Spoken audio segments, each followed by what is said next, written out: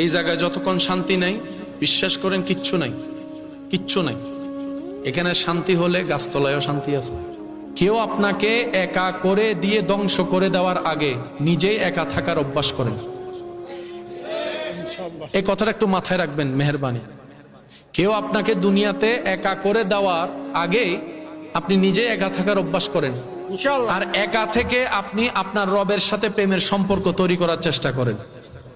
কারণ আপনি যখন একা থাকা শিখে যাবেন, পৃথিবীর কেউ আপনাকে আর একা করে দেওয়ার ভয় দেখাতে পারবে না। আপনি যখন একা থাকা শিখে যাবেন, পৃথিবীর কেউ আপনাকে পথে একা চলার ভয় দেখাতে পারবে না। আপনি যখন একা থাকা শিখবেন, একা চলা শিখবেন, পৃথিবীর কেউ আপনাকে মায়ার জালে আর বন্দী করতে পারবে না। এবার জগৎ বলবে তুমি একা চলো কিভাবে? আপনি বলবেন তোরা দেখছিস আমি একা, আমি তো একা নয়, আমি আছি আর আমার রবের রহমত আছে। বলেন সুবহান।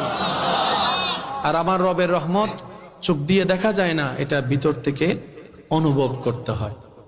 অন্যকে ইজ্জত দিবেন, নিজের ইজ্জত আল্লাহ পাক ব্যবস্থা করে দিবেন। অন্যের মুখে হাসি ফুটিয়ে জীবন যাপন করার মধ্যেই নিজের সুখ লুকায়িত। অন্যের মুখ থেকে হাসি কেড়ে নিলে নিজে সুখী থাকা যায় না। আর যারা সুখী আছে দেখায়, ওরা উপরে দেখায়, ভিতরে সবার আগুন ঠিকই জ্বলে, লোক লজ্জার ভয়ে বলতে পারে না। কথা বলেন ঠিক কিনা?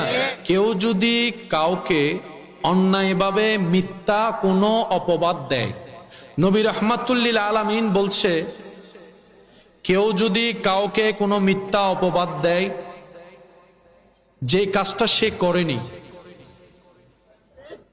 যে অপবাদ দিবে